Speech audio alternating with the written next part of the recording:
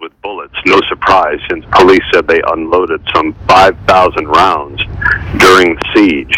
He's dead. His cousin is dead, and there are not only questions. There's a bit of a I guess it's a bit of a victory that he's gone, but there's still a thought that although he's been described as the mastermind, that he may be only one, because the real mastermind may well be in Syria, plotting yet more attacks. Let me ask you this. Also, isn't it remarkable that he did not leave Paris after the attacks took place Friday?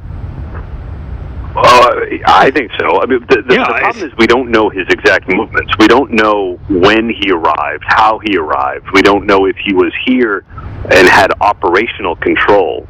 We know that there was a text message sent to somebody, and they found a phone in the garbage outside the Bataclan Theater. There was a text message sent that said chillingly, "We're here, we're starting." And, was he the recipient? Who knows? But the fact that he was right near where the attacks began at Stade de France is pretty interesting. I think it, to me, shows you he's confident that he can stay around and plan some more attacks. Otherwise, and you would run back to Syria as fast as you... What's that? I'm sorry? Look at the weapons that were in the safe house. I mean, all range of guns, automatic weapons, semi-automatic weapons, handguns, the suicide vest that his cousin was wearing. And that's part of the reason why you heard French authorities say that they believe they had disrupted commandos that were ready to act. They did 600 raids. Any sense of what they found in these 600 raids? I'm assuming these are all guys on their list, and they decided with the new emergency powers to storm in and grab everybody's computer and cell phones. Yeah, I think so, and it's not unlike what the U.S. did before July 4th, when they believed that there was something perhaps imminent, and they started rounding up ISIS suspected followers in 50 different places.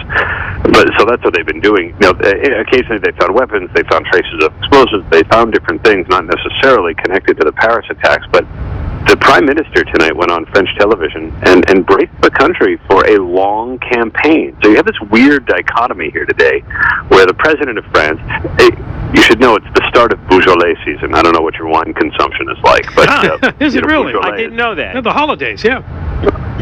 So, right, it's a big deal, and it's delicious. It's a young Beaujolais wine. It's the new crop, and it's trucked in ceremoniously into Paris, and everyone's drunk all over town. Present company not. Yeah, you're not involved. Of course not. Not until much later.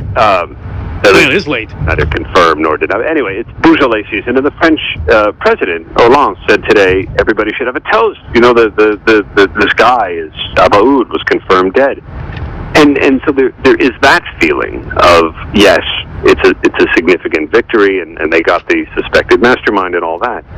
But then the Prime Minister tonight goes on French television and says we're in a long campaign, we're in a long war with terrorism, and he braced the country for kind of bearing down, and they'd have to live with these emergency measures for at least through February. Now, Abba Oud, the guy that we just confirmed is dead, or they confirmed is dead, while he planned the attacks, he didn't take part in them. Is that right? Well, we don't know. It doesn't appear so, because they believe there were 8 gunmen, one of whom is on the run, Salah Abdeslam. Yeah, I was going to ask you about him, yeah. Although the thought he's in Belgium, it's thought, and he was stopped in Belgium in a getaway car that he had arranged, and because it was so fresh in the investigation, they didn't know he was involved, they let him go, so who knows where he is. But Abba Oud may or may not have played any kind of a role. He was certainly close by enough where he could have, or maybe he hung back and was simply the operational director. But he's suspected in a half dozen other plots, ultimately foiled, but that had the same structure.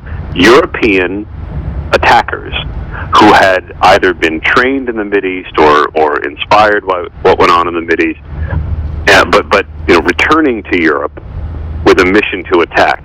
And that's part of the reason why he was such a known figure and high on the wanted list of both the French and the Belgians. And yet, managed to sneak back in. All right, we'll send you back to the wine, Aaron. If only. If only. Aaron Katersky from ABC News in Paris with the latest. Thanks for talking to us. Thanks.